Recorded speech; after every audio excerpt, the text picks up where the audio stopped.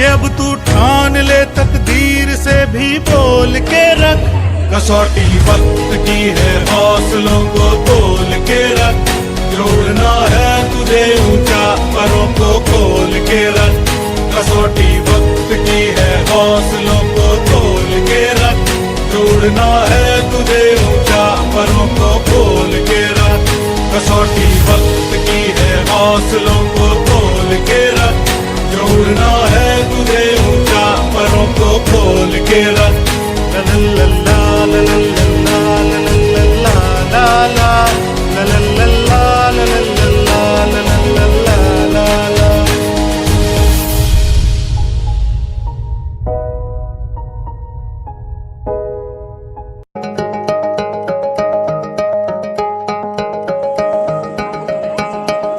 अभी आगाज है तेरा, बहुत कुछ सीखना है, कमर कसनी अभी बाकी है मुट्ठी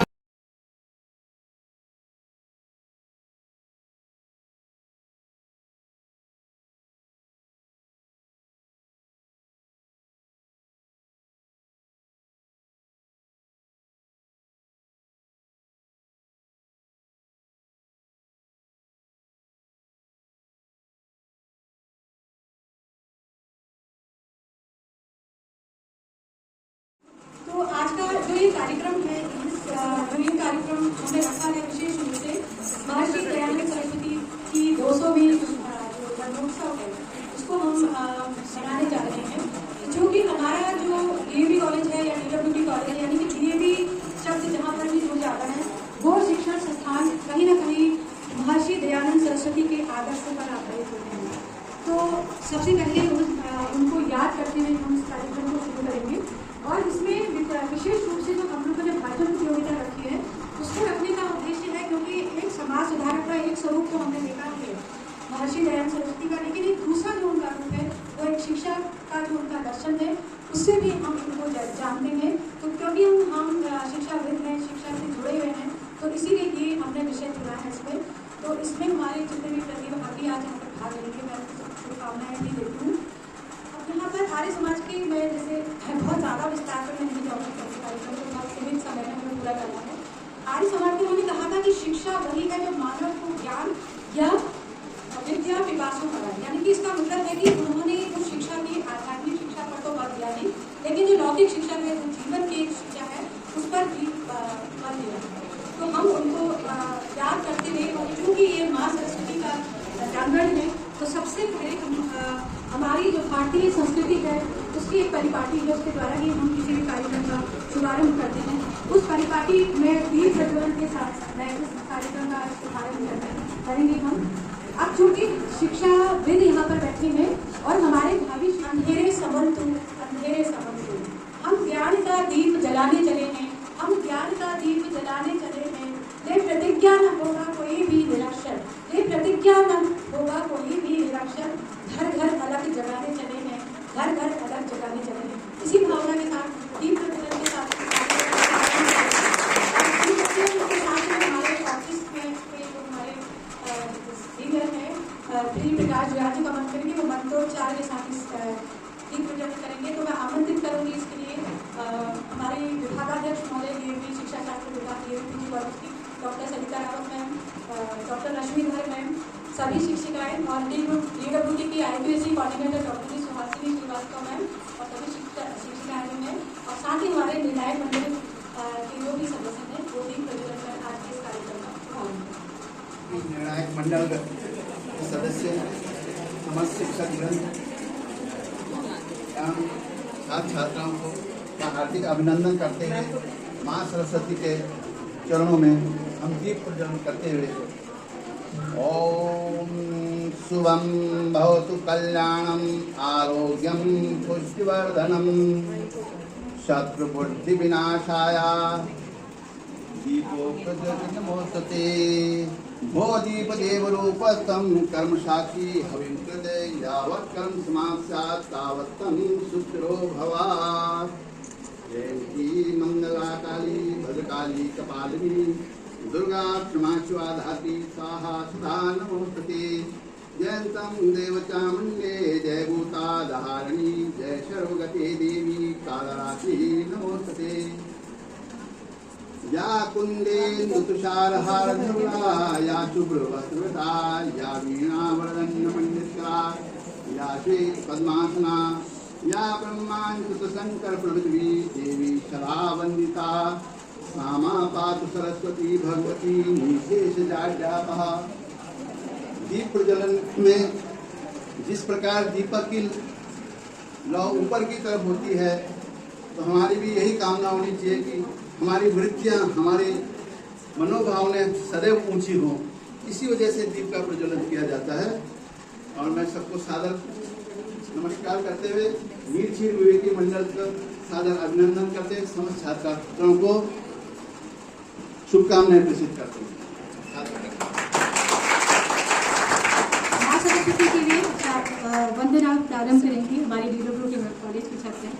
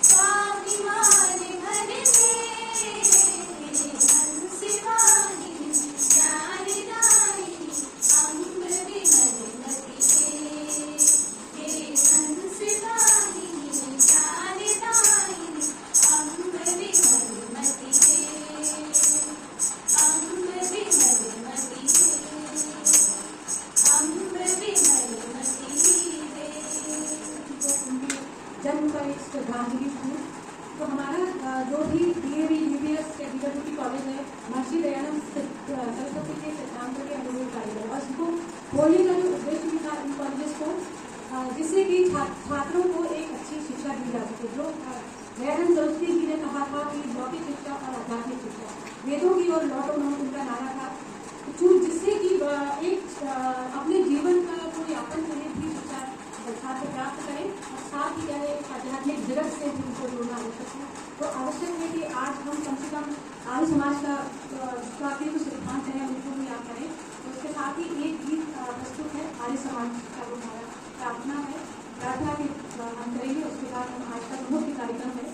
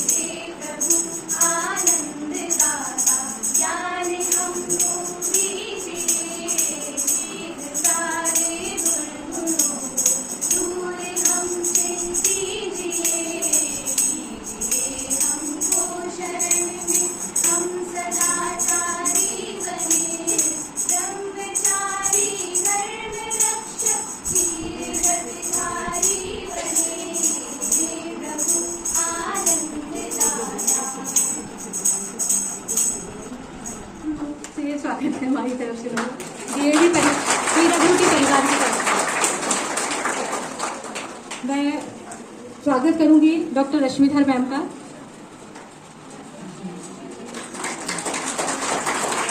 इसके साथ ही हमारे निर्णायक मंडल के सदस्य डॉक्टर अनीता रावत मैम,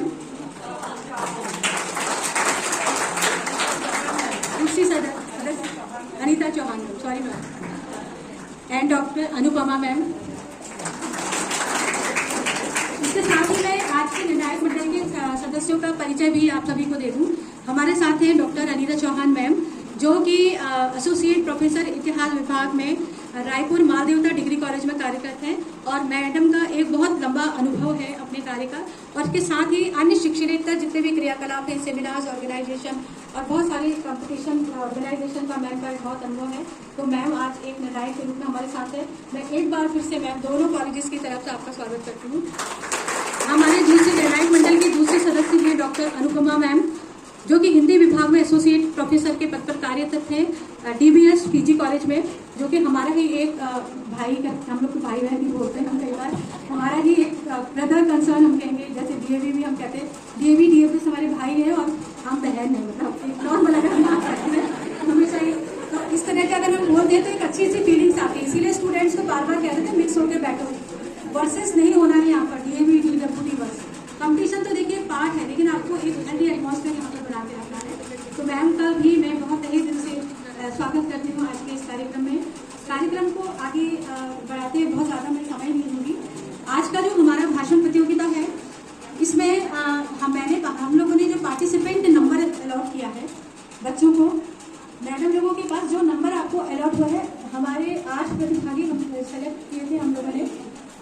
उसमें से एक प्रतिभागी जो हमारे कॉलेज की है वो बहुत इमरजेंसी पर, उसके फैमिली में प्रॉब्लम हो गई तो वो नहीं, तो 7 ही प्रतिभागी हैं। और रात को ही ये सब हुआ तो हम कोई बच्चा प्रिपेयर भी नहीं कर सकता, तो 7 प्रतिभागी आज हमारे बीच हैं।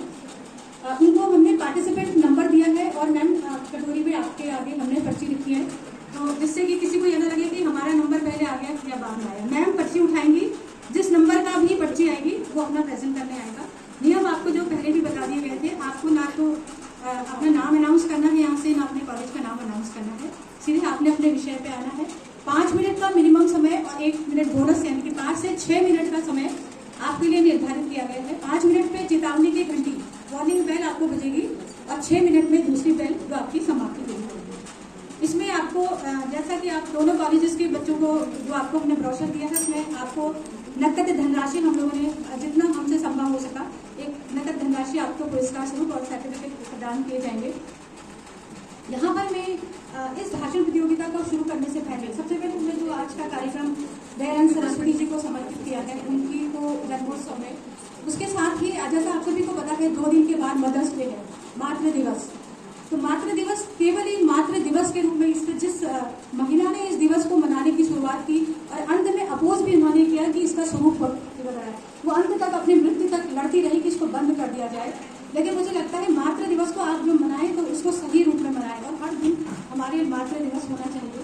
तो आज हमारे जीवन में 2 पुण्यात्माएं जो हैं, डॉक्टर सुहासिनी श्रीवास्तव मैम की मदर श्रीमती पुष्पा श्रीवास्तव और मेरी मदर श्रीमती पुष्पा साहब।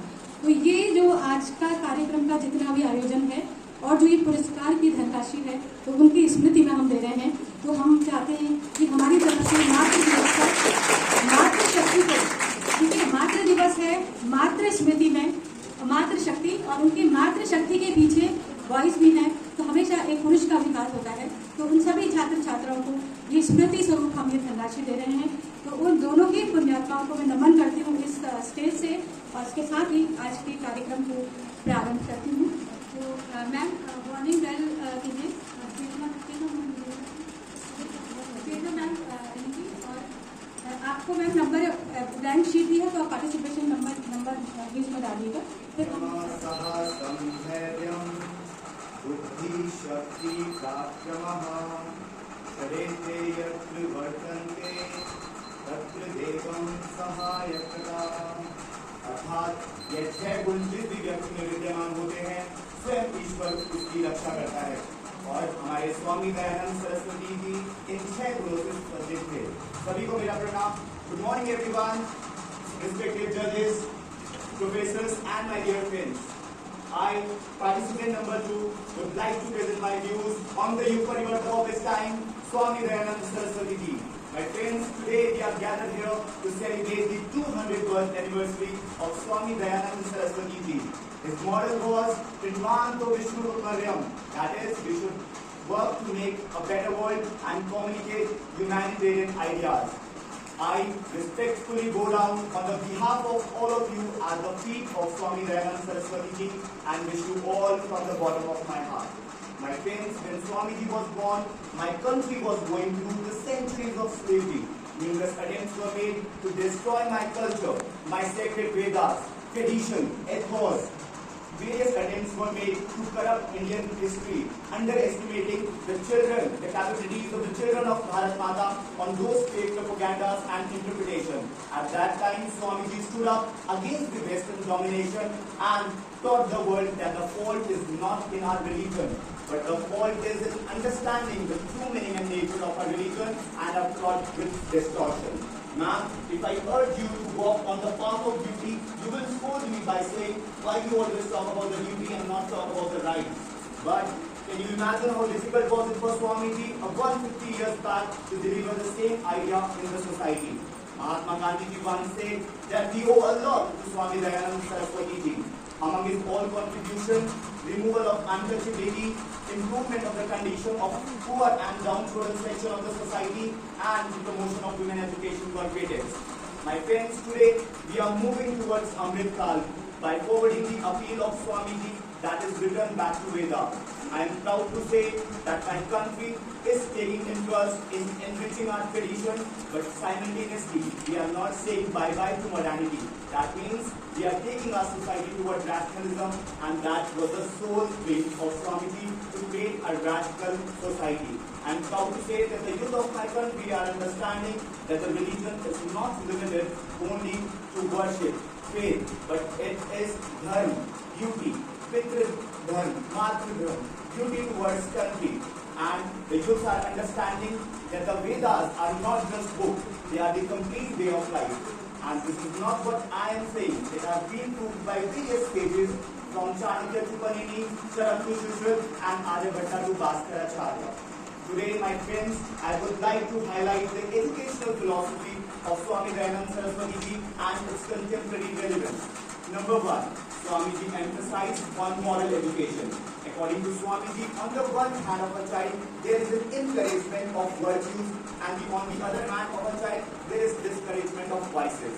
I'm very proud to say that my government has realized the importance of value education period twice a week in schools, because of the increasing criminality in the society and human beings turned into wild animals. I'm very proud to say that I belong to an institution who is providing me an add-on course on ethic and value education.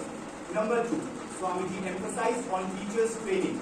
According to Swamiji, a teacher must be having a good character, devoted to their task, learned person. And what else life example I can give you when all the prospective teachers with happy faces are sitting in front of me, getting trained on the ideals of Swamiji. Number 3, women education. Among all the contribution of Swamiji, the improvement of the condition of women and to eradicate the discrimination among the women and boys were the greatest. We have achieved so many milestones by adding the 21A article in the Constitution of Right to Education to RTE 2009, which gives free and compulsory education to all the children from 6 to 14 years of age group. I'm very proud to say that when Prime Minister from the ramparts of Red Fort talks about the importance of sanitary napkins to reduce the dropout of girls due to menstruation cycle. I'm very proud to say that the girls of my country are posted on Siachen border and Indo-Pakistan border, flying Rafale fighter jet planes, going to the military school and giving NDA exams. Number next, medium of instruction. According to Swamiji, mother tongue must be the medium of instruction, and this has been proved universally by various scholars that it is very important at the childhood age to promote education in the mother tongue. And we have studied the Word and Scheme of Education 1937 to the NEP 2020 that mother tongue is very important. Next, promotion of Sanskrit. Sanskrit language, we all know that it's a scientific language accepted universally, and the three language formula has been promoting it. According to Swamiji, the curriculum must be holistic, and we are providing these holistic and non-scholastic activities inside the curriculum.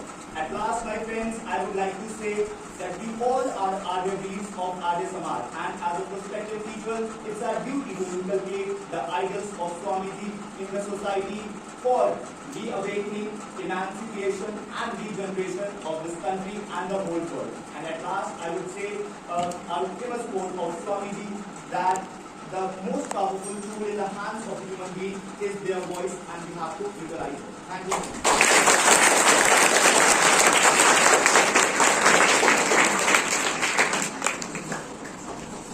तो अपना सर्वश्रेष्ठ दीजिए, आपके पास सर्वश्रेष्ठ लौट कर आएगा। नमस्कार, मैं आज आप सबके समक्ष स्वामी दयानंद सरस्वती जी के शैक्षिक दर्शन की वर्तमान परिप्रेक्ष्य में प्रासंगिकता विषय पर अपने विचार प्रस्तुत करने जा रही हूँ।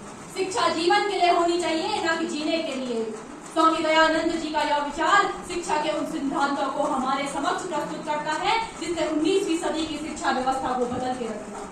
अंग्रेज भारत में व्यापार करने आए थे, लेकिन उन्होंने यहाँ धीरे धीरे यहाँ के लोगों को, यहाँ की जमीन को अपना गुलाम बना दिया और यहाँ के लोगों को मानसिक रूप से गुलाम बनाने के लिए एक ऐसी शिक्षा व्यवस्था की स्थापना की गई जो पाश्चात्य संस्कृति से प्रभावित थी।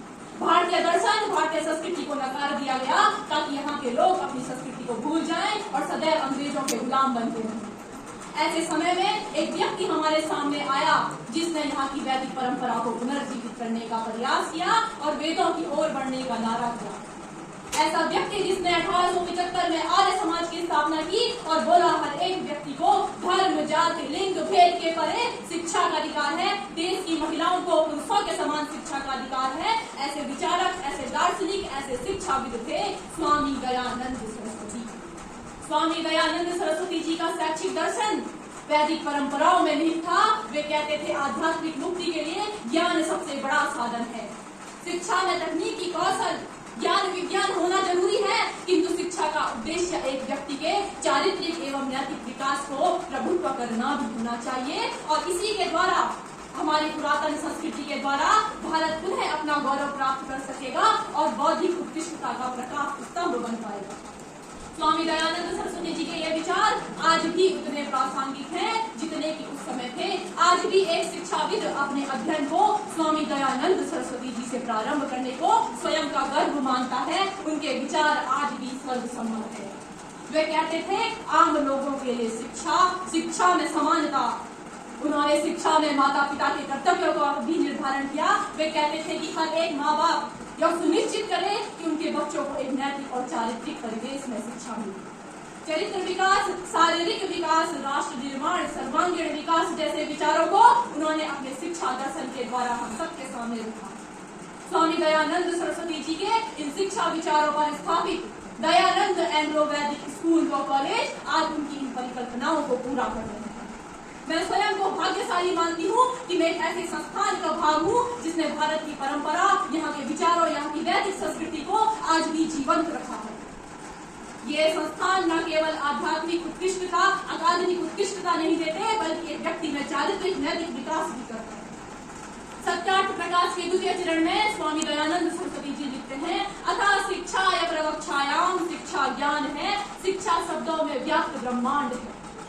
उन्होंने अपने इस ज्ञान को वेदों से जोड़ा, मातृभाषा में शिक्षा पर जोर दिया, न ही शिक्षा अपितु शिक्षक की भूमिका का भी निर्वहन किया और गुरु शिष्य संबंध को श्रद्धा एवं सम्मान से जोड़ा।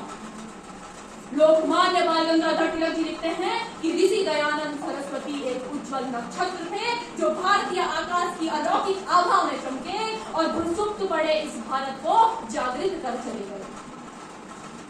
आज आवश्यकता है कि हम उनके इन विचारों को चरितार्थ करें और मुझे लगता है कहीं मायनों में आज हमारा देश उनके इन विचारों को चरितार्थ भी कर रहा है। आज हर एक बच्चा स्कूल जा रहा है, हर एक बच्ची को शिक्षा का अधिकार है। आज हमारे देश की महिलाएं पुरुषों के समान कंधे से कंधा मिलाकर चल रही है, किंतु हम यहीं पर नहीं रुक सकते। हमें जरूरत है कि हम उनके विचारों को और अंतर्निहित करें, शिक्षा में अपनाएं और अपनी शिक्षा व्यवस्था को उत्कृष्ट बनाएं। एक शिक्षित राष्ट्र के साथ साथ एक सभ्य राष्ट्र बनाएं और भारत की इस भूमि को पुनः विश्व गुरु बनाएं। मेरा ये मानना है कि आज तक ऐसा शिक्षाविद मुझे नहीं लगता कि जिसने जन्म लिया हो भारत की भूमि पर, जिसने उस सदी में ऐसे उच्च विचारों को हमारे सामने रखा हो। वे कहते थे कि नई तकनीकी को अपनाओ, विदेश जाओ, शिक्षा ग्रहण करो, लेकिन अपनी जड़ों को मत भूलो, अपने देश की शिक्षा व्यवस्था को मत भूलो, अपनी प्रथाओं से मुंह मत मोड़ो। शिक्षा ग्रहण करिए, लेकिन उस शिक्षा में नैतिकता को, चरित्रता को भी सम्मिलित कीजिए। वे कहते थे एक व्यक्ति का सफल और पूर्ण जीवन की नींव होता है उसका चरित्र, और यदि व्यक्ति का चरित्र अच्छा है तो ही एक सुसज्जित और सुविकसित राष्ट्र का निर्माण हो सकता है। अतः आज आवश्यक है कि हम अपने देश के ऐसे महापुरुषों के विचारों को अंतर्निहित करें। यही हमारी उस महान विचारक, उस महान दार्शनिक, उस महान शिक्षाविद स्वामी दयानंद सरस्वती जी को सच्ची श्रद्धांजलि होगी, सच्चा नमन होगा। जय हिंद, जय भारत, जय उत्तराखंड। शिक्षा को सम्मान दिए, नारी जाति का सम्मान किया, सत्यार्थ प्रकाश का शंखनाद कर हिंदी भाषा का प्रचार किया। मैं आज उस ज्योतिपुंज के बारे में बात करने जा रही हूँ, जिस ज्योतिपुंज में आज हमारी महान ऋषि परंपरा में जन्मे श्री मूलचंद प्रतिवादी हैं, जिन्हें आज हम महर्षि दयानंद सरस्वती जी के नाम से याद करते हैं। उनका दिखाया हुआ मार्ग करोड़ों लोगों में आशा का संचार करता है। भेदभाव, ऊंच नीच, जातिवाद और समाज में विकृत कर रही ऐसी अनेक विकृतियों के खिलाफ महर्षि दयानंद सरस्वती ने एक सशक्त अभियान चलाया। देश में उनका समाज में बहुत बड़ा योगदान है, परंतु अस्पृश्यता के खिलाफ आवाज उठाना, नारी शिक्षा को उसका उच्चतर स्थान प्राप्त कराना, समान शिक्षा का प्रचार एवं भारत संस्कृति का गौरव में परचम लहराना उनकी सबसे बड़ी देन है। महिलाओं के खिलाफ हो रहे उनके भेदभाव के खिलाफ, महिलाओं के खिलाफ हो रहे असमानताओं के खिलाफ महर्षि दयानंद सरस्वती ने आवाज उठाई एवं उसका खंडन किया। आज देश की समस्त महिलाएं उनकी आभारी हैं। शिक्षा की उनकी योजना में उन्होंने पुरुषों एवं महिलाओं के लिए एक समान पाठ्यक्रम रखने की बात की है।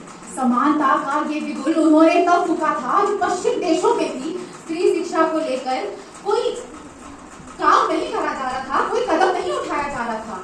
ऐसे में उस कालखंड में महर्षि दयानंद सरस्वती का पदार्पण असामान्य था। अस्पृश्यता के खिलाफ आवाज उठाना कोई सामान्य कार्य नहीं है, परंतु जातिवाद में पनप रहे इस देश में समान शिक्षा की गुहार लगाना नए समाज की ओर एक आशावादी कदम था। उनका मानना था शिक्षा एक ऐसा अनोखे मूल यंत्र है जिसके कंधे में सवार होकर भारत एक कौशल समाज का प्रतिबिंब बन सकता है।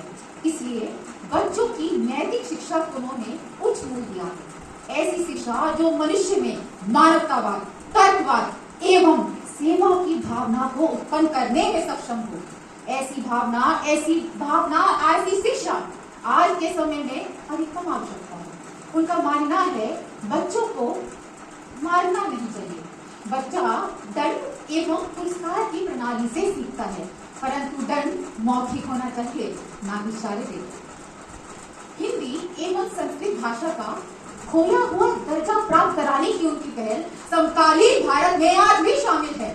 इस बात से कोई इनकार नहीं कर सकता कि अखंड भारत में उनका स्थान आज भी उतना ही महत्वपूर्ण है। देखिए, इस बात से तो कोई इनकार नहीं कर सकता और कि प्रचलित भारत में उनका जो मूल यंत्र है शिक्षा, वो बहुत ही ज्यादा महत्वपूर्ण है। और उनकी स्मृति में स्थापित देवी स्कूल्स एवं कॉलेजेस एक अखिल भारत का प्रतिबिंब है। यह हमारा सौभाग्य है कि हमें एक ऐसे संस्थान से जुड़ने का अवसर प्राप्त हुआ जो गुणवत्तापूर्ण शिक्षा प्रदान करने के लिए प्रचलित है। अखिल भारत एक ऐसे महान दार्शनिक का, बेहतरीन दार्शनिक का सदैव ऋणी रहेगा। ऐसे दार्शनिक जिन्होंने भारतीय शिक्षा नीति को एक नया आकार दिया। उनके विचारों ने भारतीय संस्कृति का परचम युगों युगों में फहराया। ऐसे महान दार्शनिक को मेरा शत शत नमन। जय हिंद, जय भारत, जय उत्तराखंड। शिक्षा के बिना मनुष्य केवल नाम का मनुष्य रह जाता है। इसलिए ये हमारा कर्तव्य है कि हम शिक्षा ग्रहण करें, सदाचारी बने और देश, धर्म, समाज के लिए कार्य करें। नमस्कार। आज दिनांक 12 मई 2023 को DWT के इस प्रांगण में आयोजित दयानंद सरस्वती की द्वितीय जन्म शताब्दी के रूप में महर्षि दयानंद सरस्वती के शैक्षिक दर्शन एवं उसकी समकालीन प्रासंगिकता पर अपने विचार प्रस्तुत करने जा रही हूँ। महर्षि दयानंद सरस्वती का जन्म 18 फरवरी 1824 को गुजरात के टंकारा नामक स्थान पर एक रूढ़िवादी ब्राह्मण समाज में हुआ था। चूंकि उनका जन्म एक रूढ़िवादी ब्राह्मण समाज में हुआ था, तो उनके लिए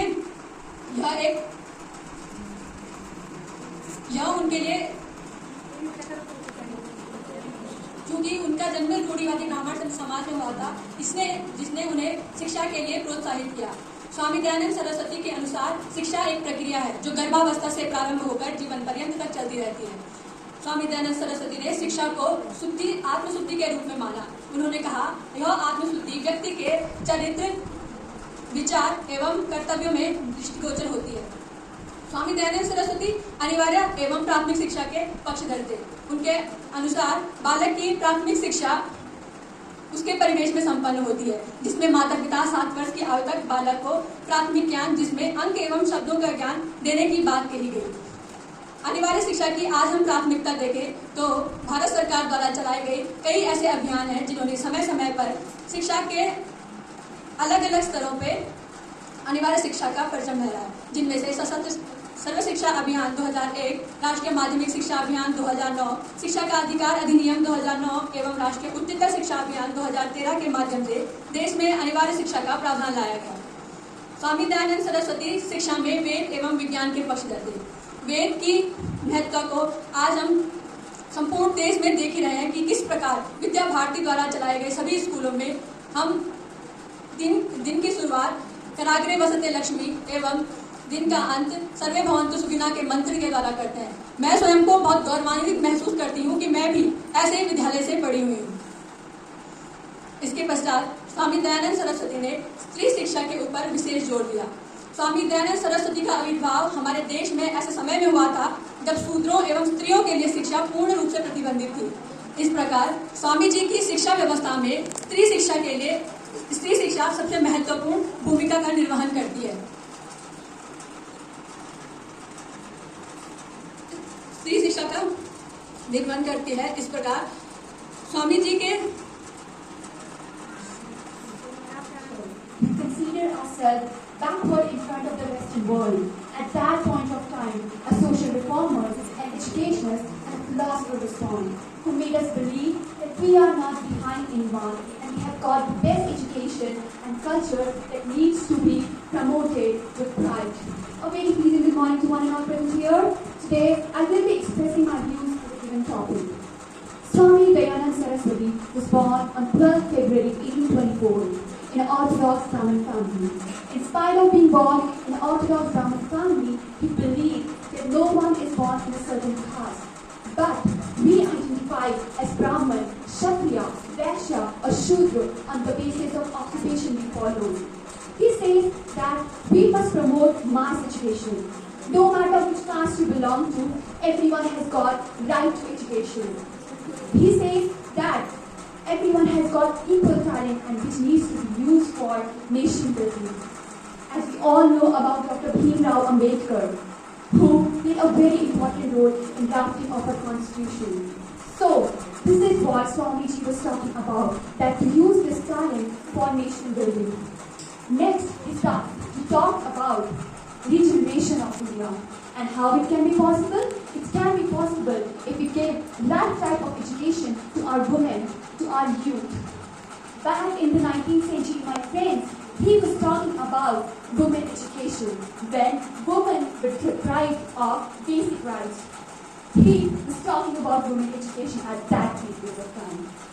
As we all know, that women comprise 50% of our population, and they are doing wonders in every field. From Draupadi Murmu to P.V. Sindhu, everyone is doing great. So this is what Swamiji was talking about. Next, he talked about reward and punishment. He says that if a child does something wrong, he must be punished. But if a child does something correct, he must be rewarded so that he continues to do such kind of act. He says that the punishment should be oral and not verbal. And guys, you must be surprised to know that RT Act of 2009 promotes this thing. RT Act of 2009 prohibits any kind of physical punishment and mental harassment to the child. Next, we talked about a child becomes learned if if he had three proper instructors in his life. First, his mother. Second, his father. And third, his teacher. He says that the role of parent is to provide basic education, basic etiquette, basic moral values, and after attaining the age of 8, he must be sent to the Gurukul, where he can learn from the learned teacher who have high moral values, high standard, who knows everything about Vedas, subjects, who have great command of language. And this is what Swamiji was talking about. He says that the relationship between teacher and student should be like between a father and son. As we all are going to become future teachers, it is my request to all of you that always consider your student as your own child. Because when you will consider them as your own child, you will always find a scope of improvement in them. Next, and the most important thing which he talked about was harmonizing the ideas of traditional India and including the new ideas which comes through progress in science and technology. He says that we must be connected to our roots, because if we are connected to our roots, we will develop a sense of nationalism. And this is what NEP 2020 is talking about, that we must be connected to our roots, we must promote our Indian culture, but at the same time, we are open to global ideas. And I believe if we are able to adopt these ideas of Swami Dayananda Saraswati properly, then no one can stop us from becoming Vishwaguru. At last, but not the least, I would like to conclude by saying that I find myself fortunate enough to be studying in an institution which promotes ideas of Swami Dayananda Saraswati. Thank you so much. I'm present here. I participate 6th and I'm standing before you all to present my views on the topic educational philosophy of Swami Dayananda Saraswati and its relevance in present times. As we all know, the year 2023 marks the bicentenary year of Swami Dayananda Saraswati Jayanti. Shri Dayanand was a philosopher, educationist, social reformer and the founder of the Arya Samaj, an institution which has education as its primary aim. Shri Dayanand believed education to be the most supreme and important moral process for the development of mankind. According to him, education is a means for character formation and righteous living. Thus, he believed education to be a process of moral and spiritual development. This finds relevance in the present time as education nowadays has been reduced to a mere stepping stone in obtaining a job. Thus, I believe it is the need of the hour to return to the thought of Swami Dayananda Saraswati to ensure the holistic development of a child. Even the NEP 2020 talks about this as a moral and spiritual values. The Radhakrishnan Commission talks about the moral, spiritual and social values. And the NEP 2020 talks about the ethical and moral values and the development of these. Swamiji also considered the Vedas for the source of all knowledge. His clarion call was, go back to the Vedas. However, while emphasizing upon the importance of Vedas and the Upanishad, he also asked Indians to develop a scientific and rational outlook towards life. And this is exactly what the India of 21st century needs, a balance between its ancient heritage, culture and values and the modern scientific outlook towards life. He also condemned all superstitions and beliefs, and this is what I believe India of the 21st century needs. The NEP 2020 also states in his vision that the national education policy envisions an education system rooted in Indian ethos that directly transforms India into an equitable and vibrant knowledge society. Swamiji also was a votary for universal access to education, and this is reflected in several schemes of the Indian government, such as the Sarv Shiksha Abhiyan, the Rashtriya Madhyamik Shiksha Abhiyan, the Rashtriya Uchtar Shiksha Abhiyan, the Right to Education Act, and the recent NEP 2020. Swamiji also was an advocate for women's education. He believed that daughters have as much right to get education as do the sons. And this is reflected in the Beti Bachao, Beti Padhao campaign launched by the Honorable Prime Minister Shri Narendra Modi in 2015. It is the result of this view shared by Swami Dayananda Saraswati and many other thinkers that today we have women leading in almost all spheres of life. It is the result of this vision of Swami Dayananda Saraswati that we have Srimati Draupadi Murmu as the second female president of this country. Swamiji also believed that Sanskrit should be the medium of higher education, and as somebody else also pointed out, that Sanskrit is now considered to be the most scientific language in the world that can be used for coding and is also acknowledged by NASA. The NEP 2020 also recognizes the importance and relevance of Sanskrit for students. It states that Sanskrit should be promoted as the medium of education and will be offered to students at all levels of schooling and at higher education as an important and valuable addition in their life. Furthermore, Swamiji considered the psychological importance of reward and punishment in a child education. He believed that a child should be shielded, however, it should not be corporal but only oral. And this is a view shared by the believers of the incentive theory of motivation, which was propounded by Skinner and later perfected by Hull, which considers that reinforcement does have an impact on a child's behavior, and the theory is still practiced today. Swamiji also recognizes the importance of family in a child education. According to him, he and Satya Prakash write, "Blessed is the family, most fortunate is the child whose parents are godly and learned." This view is now shared by the social constructivists who consider society to have an important place in a child's education. And as we all know, that family is an important component and the basic unit of any society. Lastly, I would like to say that throughout all these practices, the policy documents, the schemes that is implemented by the government, we can see the relevance of Swamiji's thoughts and ideology in the modern day age. I would also like to say that institutions such as BWT, such as DAV, are a living testament to the relevance of Swamiji's thoughts and philosophy. And as long as institutes like these are there, I believe Swamiji's ideology, Swamiji's educational philosophy will always be relevant. Thank you very much. The fitness of the pupil is shown in his love for acquisition of knowledge, his willingness to receive instructions, his respect for the learned and virtuous man, his attendance upon the teachers, and his execution of orders. These valuable words were said by one of the greatest Indian philosopher, social reformer, and the founder of Arya Samaj, Maharshi Dayanand Saraswati. Good morning, everyone, respected teachers, and my dear fellow friends. Today I am here standing to express my views on the educational philosophy of Maharshi Dayanand Saraswati and its relevance in the modern times. So I'll be starting my speech with the basic introduction of Maharshi Dayanand Saraswati. He was not only a religious leader, but at the same time he left deep impacts in the minds of society. He was born on 12 February 1824 in Kangar village of Gujarat, and his father name was Krishnji Tiwari and his mother name was Yashodabai. He was born as Mool Shankar Tiwari. He was attracted towards spirituality at the age of 14 after the death of his sister. Now I'll talk about his educational philosophy.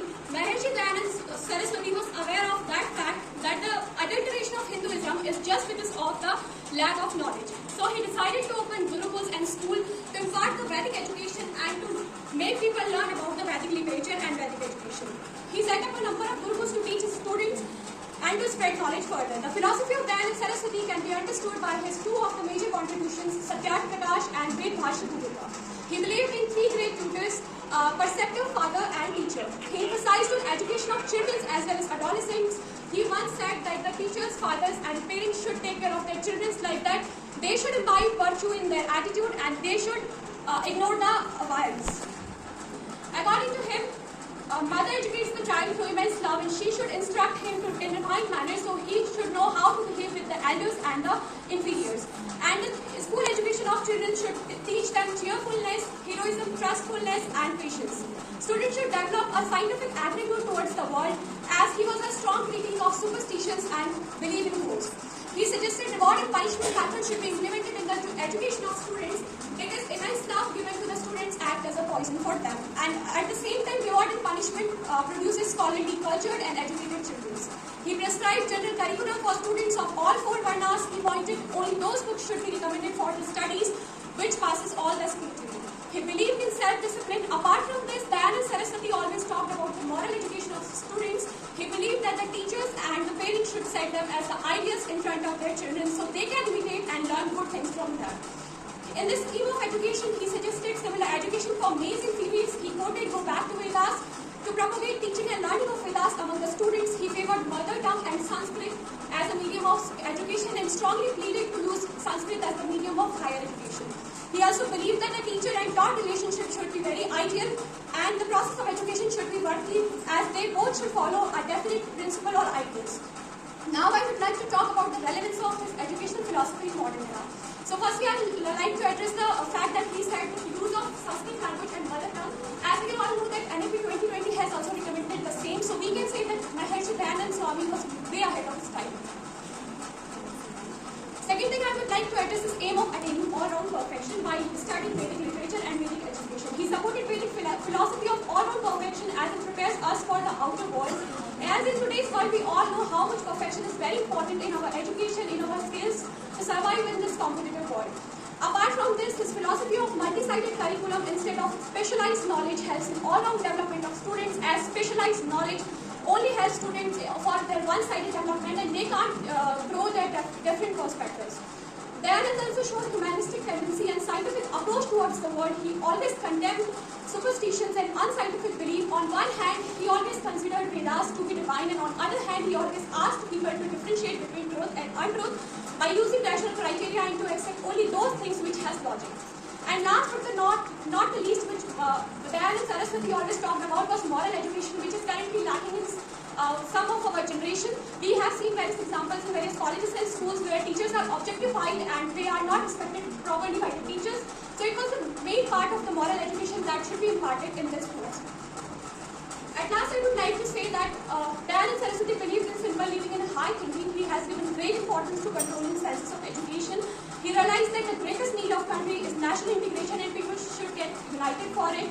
He also advocated that the state should be making it compulsion for everyone to send their children to school to attain knowledge. Thank you so much. Students हैं, उन्होंने अपने अपने विचार रखे और उनके विचारों में मैंने देखा बहुत सारी चीज़ें हमें जानने को मिली हैं, जैसे स्त्री शिक्षा के पक्ष में महर्षि दयानंद सरस्वती का कहना, शिक्षक और छात्रों के संबंध में उनकी क्या विचारधाराएं थी। तो जितने भी इनकी एजुकेशनल फिलॉसफी का पार्ट है और वर्तमान में जो हमारी राष्ट्रीय शिक्षा नीति NEP 2020 में बहुत सारे प्रोविजन दिए गए हैं, भाषा उसका एक है, स्किल डेवलपमेंट है, ये बहुत सारी बातें आज हमें जानने को मिली। तो सभी का प्रयास बहुत ही सराहनीय था, बहुत मेहनत की लगा आप लोगों का। लेकिन ये एक प्रतियोगिता है, थोड़ा बहुत ऊंच नीच हो जाता है। बहुत सारे ऐसे बच्चे भी होंगे आप लोग जो बहुत कम पार्टिसिपेट करते हैं, लेकिन उन्होंने एक प्रयास किया। तो ये बहुत मेहनत मिली, क्योंकि विषय वस्तु को जितना भी मैं समझ पाई अब तक सभी ने बहुत अच्छा कंटेंट सबका बहुत अच्छा तैयार था। तो सभी को बहुत बहुत बधाइयाँ। तो एक बार सभी प्रतिभागियों के लिए तालियां जिन बच्चों ने कुछ और मोटिवेशन के जो लोग यहाँ पर बाकी के बच्चे बैठे उनके लिए भी तालियां हो। इसके साथ ही जिन्होंने इन खिलौनों को सिलेक्ट किया, हमारे DAV के जितने भी टीचर्स हैं और DWT के लिए उनके लिए भी तालियां हो। साथ में तालियां हमारे निर्णायक मंडल के दोनों सदस्यों के लिए, क्योंकि उनका डिसीजन भी फाइनल होगा, जो भी निर्णय सभी सुनाया जाएगा। देखिए, फर्स्ट सेकंड थर्ड पोजीशन तो एक भाग है, प्रतियोगिता है, लेकिन जिसको पोजीशन ना मिले वो निराश ना हो। कई बार बच्चों के मूड खराब हो जाते हैं, तो वो क्या आप लोगों के लिए एक अचीवमेंट वो भी है कि आप लोग आए स्टेज पर आपने आके बोला, और आपकी हमेशा हमें अपनी कमियों से सीख लेनी चाहिए। जो भी कमियां थोड़ा आप लोगों में नहीं, आपको आपके टीचर्स फीडबैक देंगे उसके लिए, तो आप लोग उस चीज़ को इम्प्रूव करेंगे और आगे के लिए बहुत अच्छी तैयारी करेंगे। और हम भविष्य में ऐसे कार्यक्रम हो सकता है फिर कराते हैं, तो आपका प्रतिभाग इसमें बना रहेगा। तो अभी हमारा जो निर्णय है उसका जो फाइनल जजमेंट होगा वो सुनाएंगे। उससे पहले जो एक कार्यक्रम है G20 के भी कार्यक्रम हमारे चल रहे हैं, तो उसमें क्विज है जिसमें डॉक्टर सविता रावत मैम का एक हमें विशेष इनिशिएशन हमको मिला है। तो हम लोगों ने थोड़ा बहुत मेहनत की है, मैम जितना भी हो सका। हमारे DWT के जितने भी टीचर्स हैं, तो इसमें 2 ग्रुप बनाए जाएंगे। मैम पहले थोड़ा सा तो मैं ग्रुप डिवाइड किया भी वाले से, तो एक पार्टिसिपेशन है हमारा मिल के काम करने की भावना जिसमें हमें डेवलप हो, क्योंकि हम महर्षि दयानंद सरस्वती के बार उनकी विचारधारा को फॉलो कर रहे हैं। तो उसके बाद में जो हमारा दूसरा चरण है G20 का कार्यक्रम, इसमें 2 ग्रुप बनाए हैं आप लोगों के। अभी मैम ने बेटा सुन लीजिए, इंस्ट्रक्शंस जरूरी सुनने हैं आप लोगों को। पहले 2 ग्रुप्स में आपको जो क्वेश्चंस दिए जा रहे हैं, water bodies, rivers, lakes, oceans, deltas, ये सारा, क्योंकि ये सारा एनवायरनमेंट अवेयरनेस से रिलेटेड ये कार्यक्रम है। तो कितनी जानकारी है आपको अपने देश या विश्व के इन सभी क्षेत्रों के बारे में, इस चीज़ के बारे में, इसको जियोलॉजी कह रहे हैं, साइंस कह रहे हैं या ज्योग्राफी है, किसी न किसी फील्ड में ये क्वेश्चन आप लोगों ने पढ़ा भी होगा। और GK स्पेशली जो आप लोग तैयारी करते हैं, तो इसमें एक क्वेश्चन पहले एक ग्रुप को दिया जाएगा, तो वो उसका रिप्लाई करेगा। हाँ, ग्रुप ए जो लेफ्ट साइड है, लेफ्ट साइड, ठीक है। और ये वाला जो रहेगा ग्रुप बी, ठीक। तो फिर उसके बाद ग्रुप बी को, अगर ग्रुप ए से आंसर नहीं आता तो उसके लिए मैम फिर क्या रहेगा, तो वो पास हो जाएगा ग्रुप बी पे, ठीक है। अब ये यहाँ पर आपको ध्यान रखना है कि आप लोग जैसे आवाज़ नहीं निकाले कि कुछ सुन ले, ठीक है। जैसे होता है ना कि भीड़ में आप लोग अगर कोई बोला मुझे आता है ये वो दूसरे, तो ये थोड़ा आप लोगों को रखना है, एक कॉम्पिटिटिव उसको रखें। तो हमारे कॉलेज के डॉक्टर चेतना थापा मैम वो इस कार्यक्रम को अब आगे संचालित करेंगी। क्वेश्चन आंसर राउंड, इसके लिए आपको जो समय ऐसा लीजिएगा, सोचिएगा, और क्लियर नहीं है क्वेश्चन को दोबारा पूछने, आप मुझसे कह दीजिएगा, मैं दोबारा रिपीट कर दूंगी। तो सेक्शन ग्रुप 1 के लिए मैं पहला प्रश्न है, which river is known as Dakshin Ganga? किस नदी को, जी बताइएगा, कोई भी आंसर दीजिए। सही जवाब।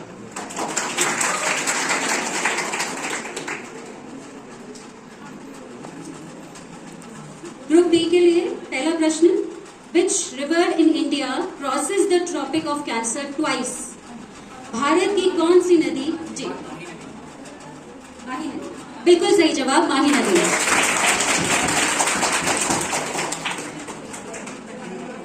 ग्रुप ए के लिए सवाल, विच soil type is found in Malwa plateau? Malwa के पठार में किस प्रकार की मिट्टी पाई जाती है?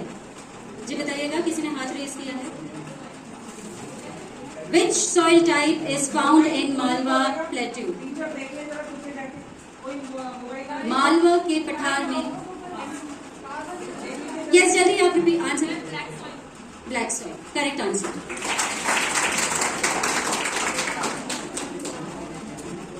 ग्रुप बी के लिए, in between which of the two ranges does the Deccan plateau lie? किन पर्वत श्रेणियों के मध्य दक्कन का पठार स्थित है? ग्रुप बी के लिए है ये जवाब, क्विकली बताने की कोशिश कीजिएगा। इन between which of the two ranges does the Deccan plateau lie? Vindhyachal and Satpura, correct answer.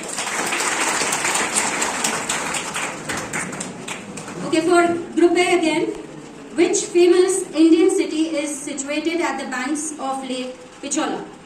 कौन से प्रसिद्ध भारतीय शहर पिचोला झील के किनारे स्थित है? Which famous Indian city? Yes, please. Correct answer, Udaipur. For Group B, where is Sastankota Lake, also known as Queen of Lakes, located in India?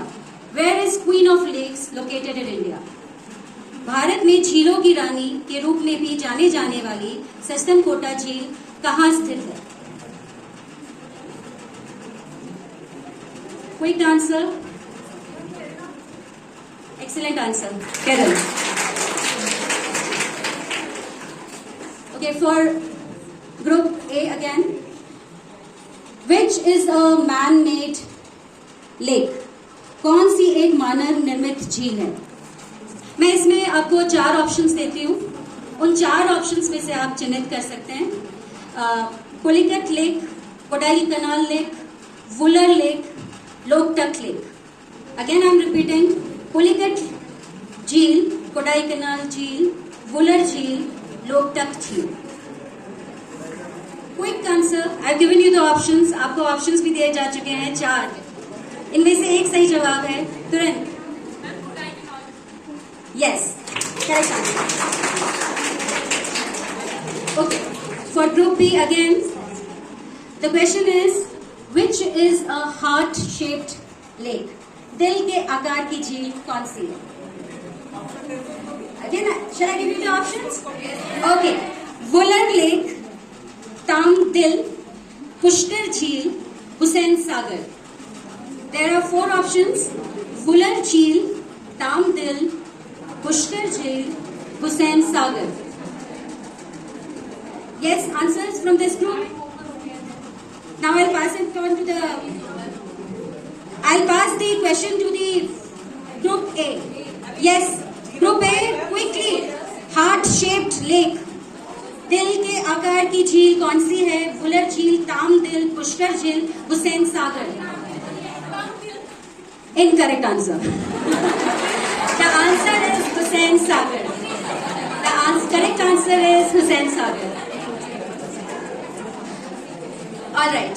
Now the question is for group A.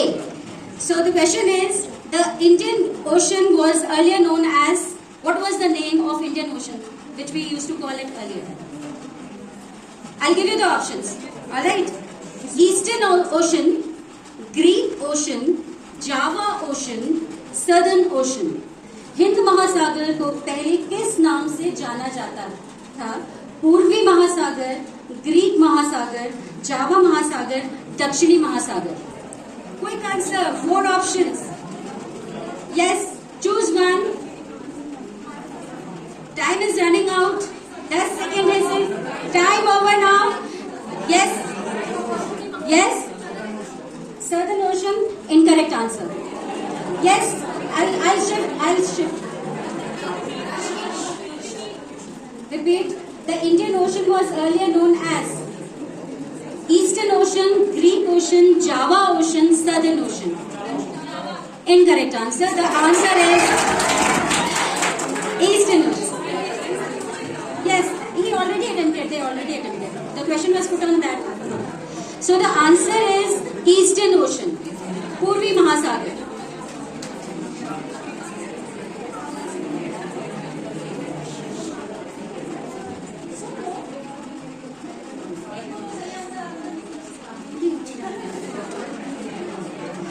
Okay, the question is for group B. It's now for group B. Alright, group B, the question is, which is the world's warmest ocean?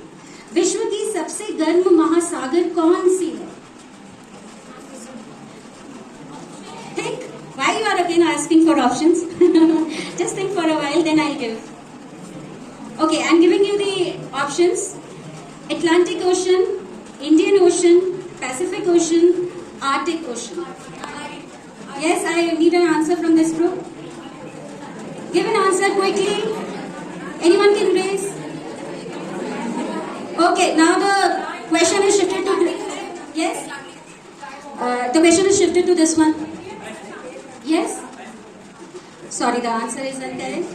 The answer is Indian Ocean.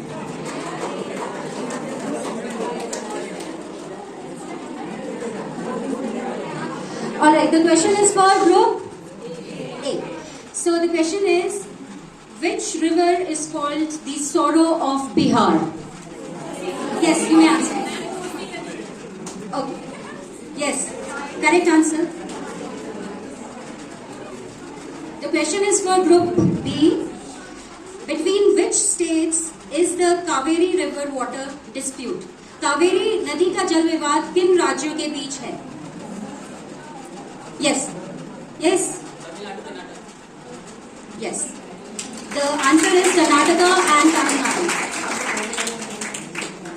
Alright, the question is for group A. Environmental consciousness is developed by, I'll give you the options. It's by the non-formal education, the adult education, the social forestry, and the fourth option is all of these.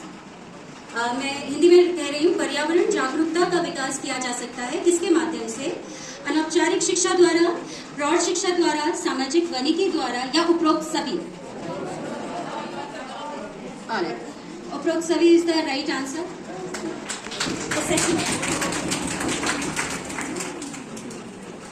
The question is for group B.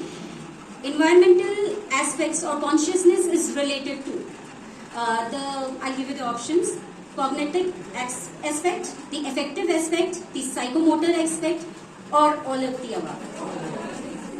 Yes, I'll repeat it in Hindi. पर्यावरण जागरूकता का संबंध है संज्ञानात्मक पक्ष से, भावनात्मक पक्ष से, क्रियात्मक पक्ष से या उपरोक्त सभी? Yes, I'll shift the question to the first one. Wrong. The one is affective aspect. भावनात्मक पक्ष से. Alright, the question is for A. Which lake is situated in Hisar district of Haryana? Options.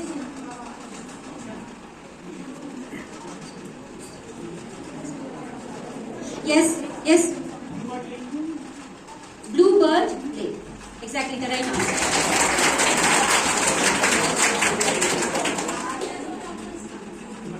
Okay, the question is for Group B.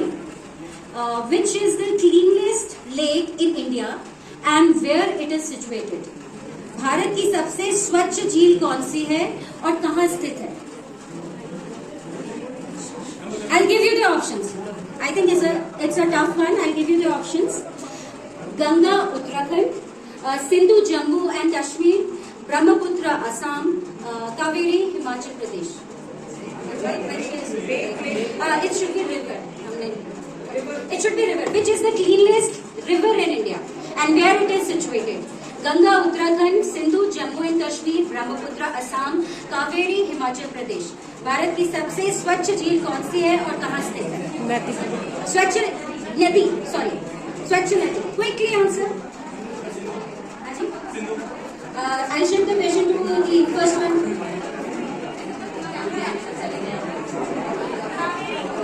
Sorry, it's not Kaveri, Himachal Pradesh में नहीं है. It's Kareli. I'm sorry. Kareli, Himachal Pradesh. You gave the answer. मैंने सुन लिया था इसलिए वो कावेरी करेगी. And this is the last question, all right, for Group A. B. Panchganga and Doodganga are the tributaries of which river? Panchganga और Doodganga किसकी सहायक नदियां हैं? I'll give you the options. ठीक है? Krishna, Kaveri, Tapti, Sindhu. I think just hurry up. Yes. Krishna is the correct answer. And now the last question for Group B. Which of the city is not located on the bank of River Ganga? कौन सा शहर गंगा नदी के तट पर स्थित नहीं है? I'll give you the options. Fatehpur, Uttarkashi, Bhagalpur, Kanpur.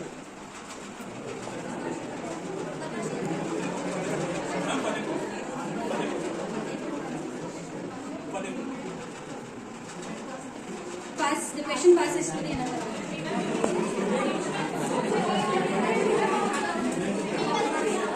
The question passes to the other group. Which of the city is not located on the bank of river Ganga? कौन सा शहर गंगा नदी के तट पर स्थित नहीं है? Fatehpur, Uttarkashi, Bhagalpur, Kanpur.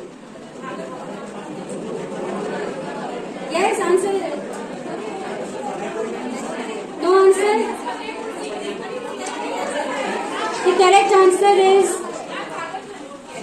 Where is Uttarkashi, by the way? Yes, the correct answer is Uttarkashi. Should I know it's from your own? All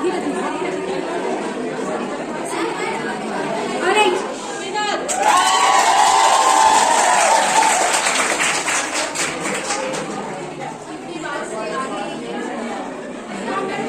18 by 8. Group A के 18 marks है और Group B के 8 marks है.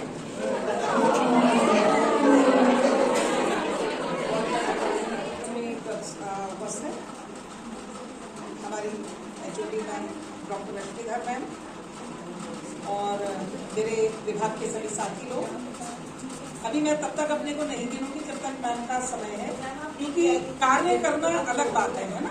लेकिन क्या नाम है उसका, मैं उनके बिहाफ पे काम कर सकती हूँ. मैं उनसे छोटी हूँ और ऐसा होता ही है. आप लोग हमारे बिहाफ पे काम करते हैं.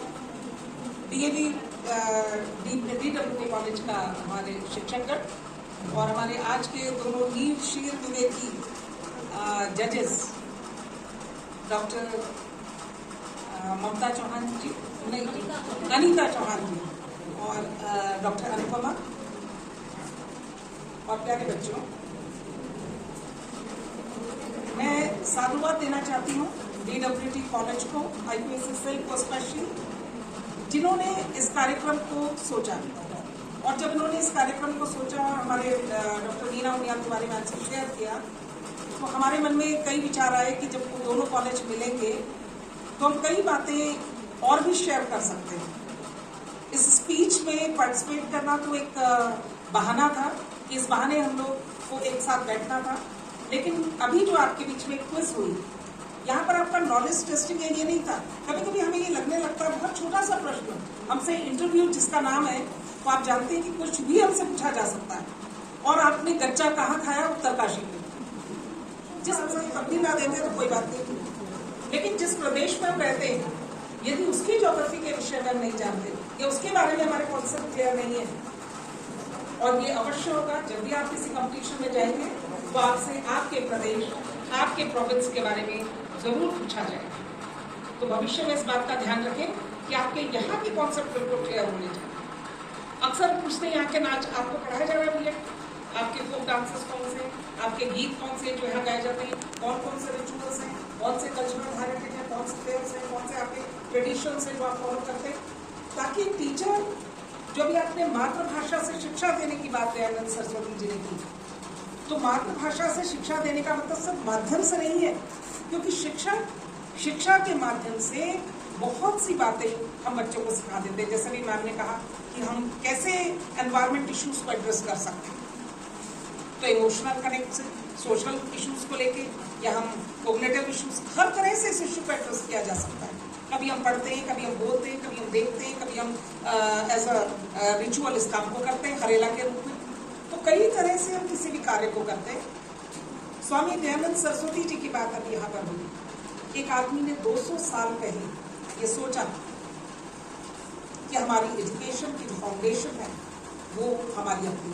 हम कोई मकान बनाते हैं तो सोचते हैं कि हमारी नींव जो है मजबूत हो, और जब नींव उधार ली हुई हो, जब अधकचरा ज्ञान हो, जब हमारा ज्ञान हमारी वैल्यूज पर स्थित ना हो, हम अपने नैतिक मूल्यों को ना पहचाने, ऐसी स्थिति में उधार के लिए वे मूल्य या दूसरों के देखा देखी अपनाई गई जो कल्चर है, जो मूल्य है, जो हमारी नैतिकता है, वो कितने दिन टिकेगी। इसलिए ज्ञान कोई बुरा नहीं है। उन्होंने जोड़ा है दयानंद एंग्लो वैदिक, तो एंग्लो भी कह रहे हैं साथ साथ। उन्होंने पाश्चात्य ज्ञान का विरोध नहीं किया, ज्ञान तो आप ले कोई नहीं। आज आप जो देख रहे हैं कि सिर्फ विवेकानंद जी ने ये कह दिया कि सिद्धांतों के ढेर ने नाश कर दिया देश का। हम थ्योरी पढ़ रहे हैं, कंटेंट पढ़ रहे हैं, लेकिन प्रैक्टिस जिसको हम कहते हैं, व्यवहार जिसको हम कहते हैं, वो हमारा नहीं आ पा रहा। तो स्वामी दयानंद जी भी वही बात कह रहे हैं कि हमारे जो ज्ञान है, एंग्लो वैदिक मीन्स हम एंग्लो और वैदिक दोनों ज्ञानों का समिश्रण अच्छा सब में से ले। आज हम बाहर जाकर एजुकेशन प्राप्त करेंगे, लेकिन अपनी जड़ों से जुड़े हैं।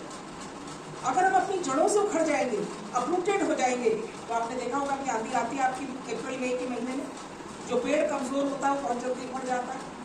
तो हम भी उसी पेड़ की तरह हैं। यदि हमारी संस्कृति में हमारी जड़ें गहरी न हुई तो हम क्या है, हमें उखड़ने में या हमें गिरने में देर नहीं है। अब हम गिरेंगे क्यों? आपको लगता है कभी ये प्रश्न बार बार कि हम गिर जाएंगे, संस्कृति में पैर मजबूत होने चाहिए। क्यों? हमारी वैल्यूज हमें जीवन में निर्णय लेना सिखाती है। हमारे जो मूल्य हैं, हमारा जो दर्शन है, हमारा जो विचार है, वो हमारे जीवन को निर्देशित करता है। और अक्सर आप हर रोज ऐसी दुविधाओं का सामना करते हैं जब आप दो रास्ते में आ जाते हैं।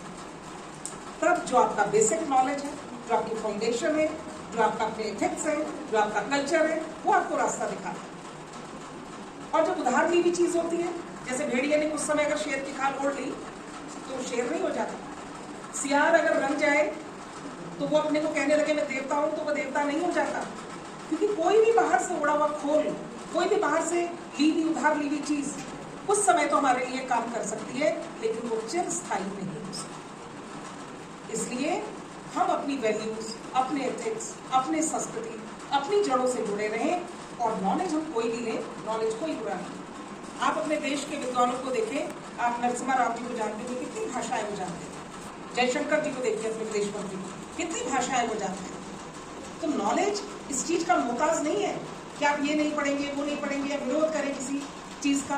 विरोध का मतलब नहीं है, ज्ञान को तो आने दीजिए, लेकिन हमारा जो मूल दर्शन, हमारा जो मूल विचारधारा है वो बहुत अधिक होनी चाहिए। और हमारे बच्चों ने, मैंने देखा 7 बच्चों ने इस बात को बहुत अच्छे से प्रूव किया यहाँ पर, और बताया कि आज भी जो इंस्टीट्यूशंस चल रहे हैं उनमें जो होने वाले रिचुअल्स हैं, आज भी अगर आपको शादी करनी है, आप कितने आधुनिक तरीके कुछ कर लें, लेकिन लेंगे फेरे,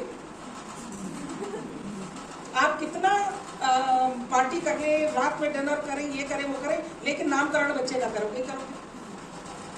आप पूजा पाठ जो हमारी संस्कृति, हमारे जीवन का एक अभिन्न अंग है, जिसके बिना हमारा मानसिक शांति नहीं होती। हमें लगता है कि ईश्वर हमारे साथ है, तो ईश्वर का मतलब मूर्ति भंजक थे, वो मूर्ति की बात नहीं कर रहे हैं। जो आप बीएड में पढ़ रहे हैं, सेल्फ रियलाइजेशन, अपने को जानना, स्वयं को जानना, इसकी बात स्वामी जी कर रहे हैं जो आपके बीएड में। और जब हम स्वयं को जानते हैं तो दूसरे के साथ अन्याय करना तो दूर, एक द्वेष का भाव दूसरे के प्रति नहीं ला सकते। जैसे एक माँ कितना भी बुरा सोच रहे, अपने बच्चे का बुरा कर ही नहीं सकते। एक शिक्षक कितना भी क्रोधी हो, कितना भी उलट स्वभाव हो, अगर वो अपने शिष्य के साथ छल कपट या कहीं भी फेवरेटिज्म करता है तो शिक्षक है ही।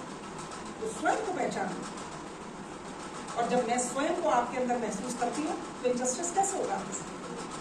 ये होना पॉसिबल ही नहीं है। इसलिए जो हमारा भारतीय दर्शन है बहुत विशाल, उसकी जड़ें बहुत गहरी है, हम अपनी जड़ों से जुड़े, ये स्वामी जी का संदेश जो है। और हमारी जो NEP आई है तो 2020 की फाउंडेशन एजुकेशन, हमारी जो नींव हो शिक्षा की वो अपनी है, हम दूसरे की नींव पर जो है शिक्षा न लें। अभी आपका एक विचार विनिमय कार्यक्रम होने जा रहा है, मैडम के ने बताया है, जिसमें आप लोग अपने एक्सपीरियंस क्या किस बारे में शेयर करेंगे वो लोग बताएंगे। तो एक बहुत अच्छा फोरम हमारे बच्चों को आज मिला है। कुछ बच्चों ने ऐसे प्रेजेंट किया, कुछ लोगों ने इसमें पार्टिसिपेट किया। मैं चाहूँगी जिन लोगों ने इन दोनों में पार्टिसिपेट नहीं किया वो अपने विचारों को विनिमय के दौरान रखें। और एक बहुत अच्छा एक्सपीरियंस हमारे लिए ये है। PWP कॉलेज का नेतृत्व से मैं बहुत बहुत धन्यवाद देना चाहती हूँ। Thank you. DAV PG college BEd विभाग के सभी अध्यापकगण तथा मेरे प्यारे छात्र छात्राओं,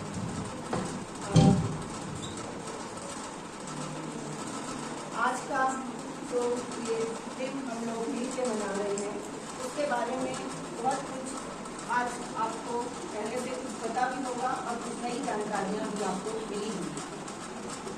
महर्षि दयानंद जी सरस्वती जी के विचार, उनकी फिलॉसफी को आपको आज अच्छे से यहाँ हमारे स्पीकर्स हैं और नीता मैम और रावत मैम ने भी आपको बताया, और आज की प्रासंगिकता के बारे में भी आपको उसकी जानकारी मिली है।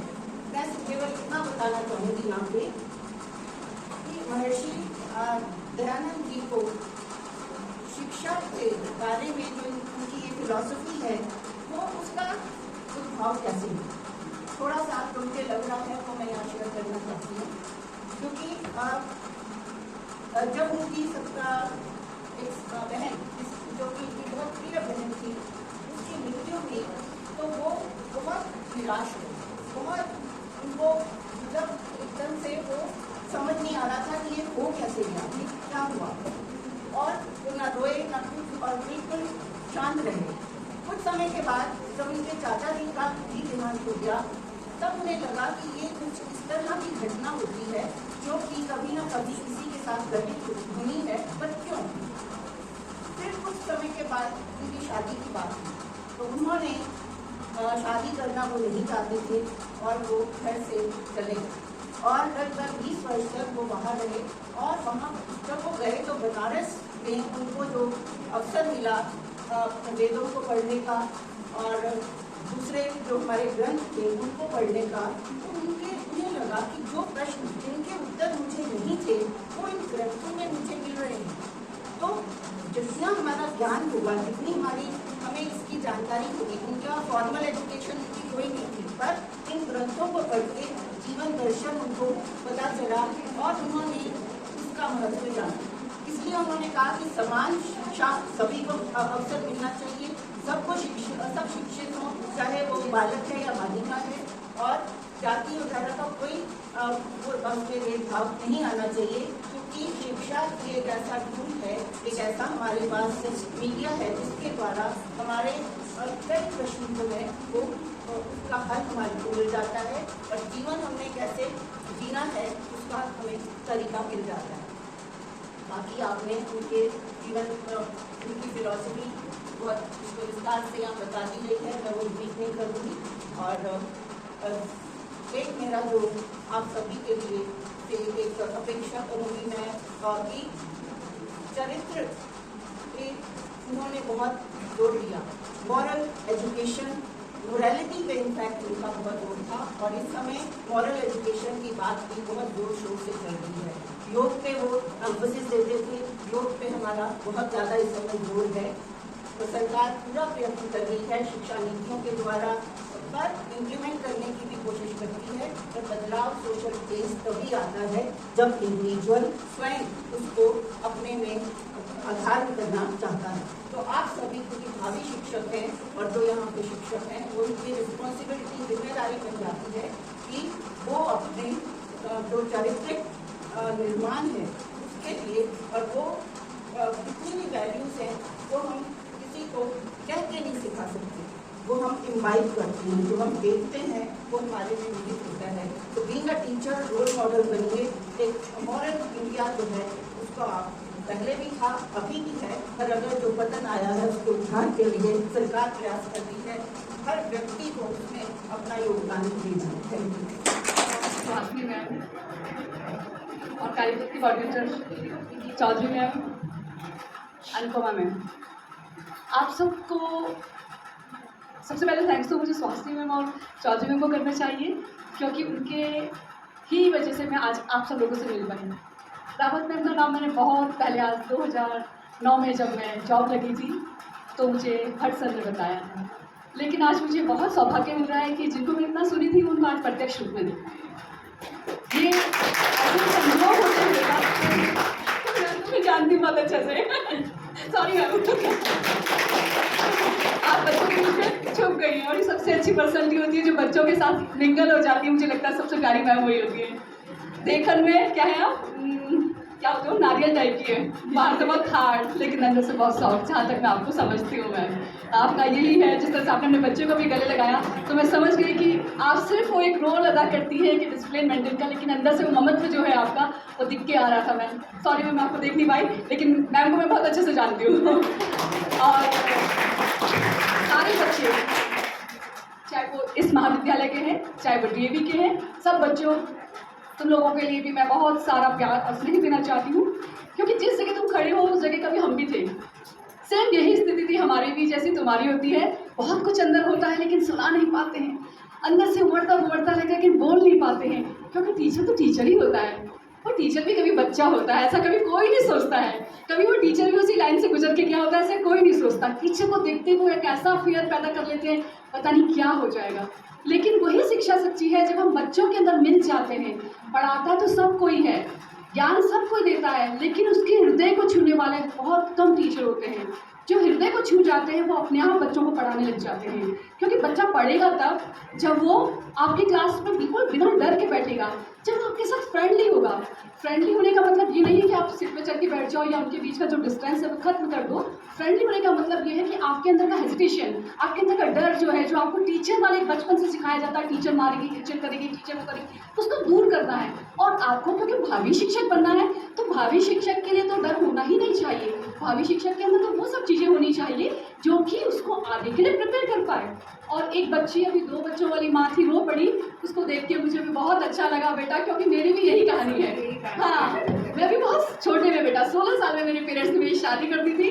बड़े सपने थे मेरे ऊंचे ऊंचे कि क्या क्या मैं बन जाऊँ। हम लोग के टाइम में मैम लोग जानते होंगे एक नाटक आता था उड़ान, जो यहाँ की DCP थी कंचन चौधरी, उनकी सिस्टर ने, कविता चौधरी ने लिखा था। वो नाटक मेरा मोटिवेशन था। मुझे लगता था कि शायद मैं भी IAS बनूंगी, ऐसा करूंगी, वैसा करूंगी, पर तकदीर को क्या मंजूर होता है बेटा वो कोई नहीं बता सकता है। हम लोग बहुत सारी बहनें थी, दादाजी को लगता है शादियाँ हो जाएगी तो फटाफट जिम्मेदारी निपट जाएगी। और कौन लड़कियाँ क्या सोचती है, लड़कियों के मन में क्या होता है, ये तो मुझे लगता है बहुत अच्छे पेरेंट्स होते हैं जो इस बात को समझते हैं। अदरवाइज उनके मन की बात समझना बहुत कठिन है। एक नालायक बेटे को धक्का मार मार के आगे बैठा देते हैं, लेकिन एक अच्छी लड़की को शादी कर ले बेटा, यही सबसे अच्छी बात है। शादी होनी चाहिए बेटा, शादी होनी चाहिए, क्योंकि हमारी सामाजिक ताने बाने को बनाती है। शादी से कोई बच्चा चाहे जिंदगी के किसी मुकाम में पहुंचे, वो शादी से डिनाई नहीं कर सकता, क्योंकि प्रोसनी जो है वो स्त्री का वो अधिकार है जो शायद ईश्वर ने उसको दिया है। अगर हम उस अधिकार से उस स्त्री को वंचित करते हैं तो स्त्री अधूरी रह जाती है। लेकिन एक स्त्री अधूरी है ज्ञान के बिना, अपने आत्मविश्वास के बिना, जो कि मैंने फील किया बेटा। जब मैं 12th की शादी, 11th में मेरी शादी हो गई थी, 12th मैंने उसके बाद किया। जब मैं गई तो मेरे हस्बैंड बहुत अच्छे ऑफिसर थे, और जब मैं उनसे कोई बात करती थी तो मुझे कहते थे तू नहीं जानती, क्योंकि मैं 12th में पढ़ने वाली बच्ची और वो अधिकारी, तो वो मेरे को सोचते थे शायद इसका इतना दिमाग नहीं है कि इस बातों को जाने। और मैं भी मान जाती थी कि हाँ शायद मैं नहीं जानती हूँ। लेकिन इसी शिक्षा ने मुझे आज यहाँ पहुँचाया। तो मेरे हस्बैंड कहते हैं तू कभी कॉलेज नहीं गई, तूने कभी ये सब नहीं देखा, आज तो कॉलेज में पढ़ाती है, सब कुछ करती है, कैसा लगता है? तो मुझे लगता है कि मुझे बहुत अच्छा लगता है, और मैं यही करती हूँ, अपने बच्चों को सबसे पहले मोटिवेट करती हूँ बेटा कि अगर मैं यहाँ पहुँच सकती हूँ तो तुम सब यहाँ पहुँच सकते हो।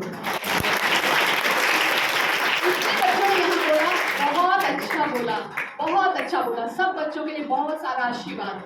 जो बच्चे फर्स्ट सेकंड थर्ड आए वो कोई बहुत बड़ी बात नहीं होती है बेटा, क्योंकि थोड़ी थोड़ी चीज़ों से हम लोग के जो एक बने रहते हैं पैरामीटर्स, हम उसके अनुसार मार्क्स देते हैं। अदरवाइज सबके प्रयास बहुत अच्छे थे।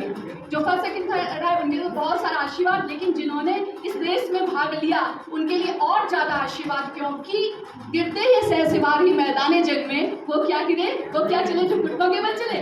तो जो आए नहीं वो सब के लिए कोई साधुवाद और कोई प्रेम, कोई आशीर्वाद नहीं है। जो आए उनके लिए आशीर्वाद, और जो सारे बच्चों ने किया है वो बहुत सारा आशीर्वाद, क्योंकि बेटा हमको आगे आना ही होगा। जब हम आगे आएंगे तभी हम दूसरों के लिए एग्जाम्पल सेट करेंगे। गाने वाली लड़की के लिए बहुत सारा आशीर्वाद, TWD वाली मैम के लिए, सारी टीचर्स के लिए बहुत अच्छा। मेरी बड़ा सपना था इस कॉलेज में आने का, कैसा होगा कैसा होगा कैसा होगा। आज पूरा रावत मैम से मिलकर बहुत बहुत खुशी हुई, और मेरे पीछे चुपके से प्यारी सी मैम बैठी है, उनको अगेन मेरा बहुत सारा नमस्कार, और बहुत सारे बच्चों को बहुत सारे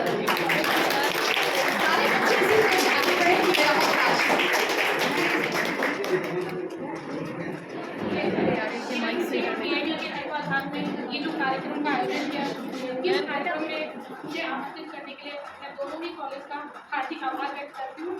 साथ ही मैं अपने आप को ये भी मानती हूँ कि मैं भी इसी का एक अंग हूँ, क्योंकि डीएस कॉलेज भी इससे जुड़ा हुआ है, तो ये हमारा ही कॉलेज है, क्योंकि हम तीनों एक ही मैनेजमेंट के प्रबंधन से जुड़े हुए हैं। तो कहने का ये है कि अगर आज की जो भाषण प्रतियोगिता में सभी बच्चों ने बहुत अच्छा बोला, जिन्होंने नहीं बोला या जिन्होंने बोला, सभी ने बहुत अच्छा बोला। आप सब छोटी कक्षा में थे तो आप हमेशा निबंध लिखिए। निबंध में एक टॉपिक दिया जाता था, सभी ने छोटी कक्षाओं से हिंदी में निबंध लिखे होंगे।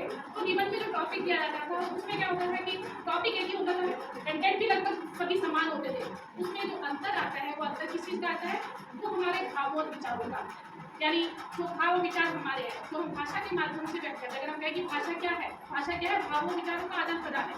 तो हर व्यक्ति अपने विचारों के लिए स्वतंत्र है। तो इसीलिए इसमें आप कोई भी जो बच्चा है, प्रतिभागी है, वो अपने आप को हीन महसूस ना करे, क्योंकि सबके विचार अलग अलग होते हैं। सब स्वतंत्र है अपने विचारों को व्यक्त करने के लिए। तो जैसे निबंध में हर व्यक्ति अलग अलग निबंध लिखता है, छोटी कक्षा में सबके निबंध अलग अलग होते हैं, टॉपिक खाली एक होता है। तो ऐसे ही अगर मैं आज बात करूँ कि दयानंद सरस्वती की शैक्षणिक संदर्भ में आप बात करेंगे, शिक्षा के बारे में आपने बात की। शिक्षा क्या है, शिक्षा के द्वारा हमें क्या प्राप्त होता है, शिक्षा के द्वारा हमें क्या आत्मनियंत्रण मिलता है, हम नैतिक मूल्यों को सीखते हैं। और वो सब क्या है, हमारी शुरुआत बात होती है। जैसे आज शुरू से मातृ दिवस की बात हो रही है, तो मैं भी कह सकती हूँ कि माता ही प्रथम शिक्षक है, जिसके द्वारा हम सबसे पहले सीखते हैं। वो शिक्षा हमें माता से मिलती है, फिर हम गुरुओं के द्वारा प्राप्त करते हैं, हमें शिक्षकों के द्वारा प्राप्त करते हैं। तो जितने भी प्रतिभागियों ने यहाँ पर प्रतिभाग किया, तो वो अपने आप को इसमें कम ना आके कि उन्होंने कुछ कम नंबर मिले तो वो कम हो गए, उन्होंने अपने अपने विचार व्यक्त किए। तो वो विचार सभी के अलग हैं, और जो अलग अलग पैरामीटर हुए, जैसे मैम ने कहा मैम ने कि वो पैरामीटर को हमें ध्यान में लेना। तो आप ये मत समझिए कि आप कम है, हर व्यक्ति अपने आप में सर्वश्रेष्ठ कर सकता है। इसका एक उदाहरण क्योंकि आपकी रुचि जिसमें है, जरूरी नहीं कि आप भाषण में बहुत अच्छे हो सकते हैं। मैं खुद अपनी बात करती हूँ कि मैं साइंस की स्टूडेंट, मैंने 12th तक साइंस पढ़ी, और उसके बाद मेरा था कि इंजीनियरिंग में जाऊँगी। मैंने एक वर्ष अटेम्प्ट किया, नहीं हुआ। फिर ये हुआ कि अब कुछ और करना है। तो मेरी जो रुचि थी, क्योंकि मेरा जो पारिवारिक परिवेश है वो पूरा साहित्य का है, मतलब मेरे ससुर जी, मेरे फादर, सब कुछ सभी ठीक है। तो मेरी की रुचि बहुत ज़्यादा थी हिंदी में, तो मतलब साइंस छोड़ के मैंने ऐसे ऐसे सब्जेक्ट में तो साइंस का विद्यार्थी नहीं चुनता है, यानी मतलब हिंदी, अंग्रेजी और संगीत मतलब जो मैंने कभी सीखा ही नहीं था। तो मुझे लगा कि जब मुझे आगे शिक्षक ही बनना है तो क्यों ना ऐसा विषय मैं चुनूँ जिसमें मेरी रुचि हो। तो मेरी रुचि किसमें थी? हिंदी में थी। तो इसीलिए मैंने फिर हिंदी को चुना कि मेरे को तब शिक्षा में ही जाना है, शिक्षक ही करना है। और मैं जब इसको मैंने फील्ड चेंज कर दी तो शिक्षा में जाने के मैंने सोचा कि मैं क्या करूँ, उस सब्जेक्ट को पढ़ूँ, उस विषय को पढ़ूँ जिसमें मेरी रुचि है, ताकि मैं उसमें कुछ अच्छे से पढ़ सकती हूँ और साथ में और बच्चों को उसका अच्छा ज्ञान भी दे सकती हूँ। तो मैंने मतलब आगे बात नहीं करेंगे, मैंने करा तो मैं एमफिल और एमए बोल रही मतलब बहुत अच्छे से किया क्योंकि उसमें मेरी रुचि है। वही मैं यहाँ पर सभी बच्चों को कहना चाहती हूँ, आपकी जिसमें रुचि हो आप उसको बहुत अच्छे से कीजिए। आप ये मत देखिए कि साइंस बहुत अच्छी है, आर्ट्स बहुत अच्छा है, कॉमर्स बहुत अच्छा है, जिसमें आपकी रुचि हो उस विषय को अगर आप आगे लेके चलेंगे तो मैं 100% कह सकती हूँ कि आप उसमें सब अच्छे होंगे। तो यही मेरी जो है। और दूसरा बाकी मैं ज़्यादा बोल नहीं सकती क्योंकि आपको एक बार अपना एक्सपीरियंस बताया दूँ, मैं कैंसर सर्वाइवर हूँ। अभी पिछले साल ही मेरा ट्रीटमेंट कंप्लीट हुआ है, नहीं फिर भी मैं थोड़ी हिम्मत करती हूँ। छात्राध्यापिकाओं या छात्राध्यापकों की मुसीबत से खुद गुजर कर तो देख। अभी मौका लगा क्योंकि वो मोबाइल में ढूंढ रही थी, पोएम का क्लियर किया था, बोल रही हूँ, ऐ खुदा तू भी यहाँ बीएड करके दे, छात्राध्यापकों की मुसीबत से गुजर कर तो देख। स्वर्ग में तो मौज करते रहे सदा, एक बार तू बीएड करके तो दे। स्वर्ग में तो मौज करते रहे सदा, एक बार बीएड करके देखते रहे। शैया पे शेष नाग की सोते हो चैन से, शैया पे शेष नाग की सोते हो चैन से, एक बार रात भर जग लेसन प्लान बना कर, रात भर जग लेसन प्लान बना कर। अंतिम पंक्तियों पे गौर फरमाइएगा, जो ज़्यादा हमारे डीडब्ल्यूडी पे लागू होती है। दर पे तेरे जो आ गया खाली नहीं गया, दर पे तेरे जो आ गया खाली नहीं गया, एक दिन की तू छुट्टी यहाँ करा करते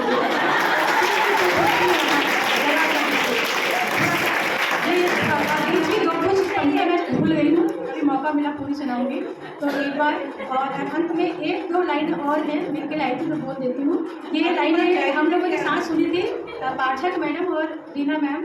गिरीश तिवारी गिरधर जन कवि उत्तराखंड के फेमस आज जो हमारे बीच नहीं है, हम लोगों ने ओरिएंटेशन में उनको लाइव 2 दिन उनको उनके साथ बिताया। तो हम बहुत सारी चीज़ें हमने उनके जीवन से देखी कि सादगी में गुणों को की इम्पोर्टेंस कितनी होती है, कितना सादा उनको उनका जीवन था।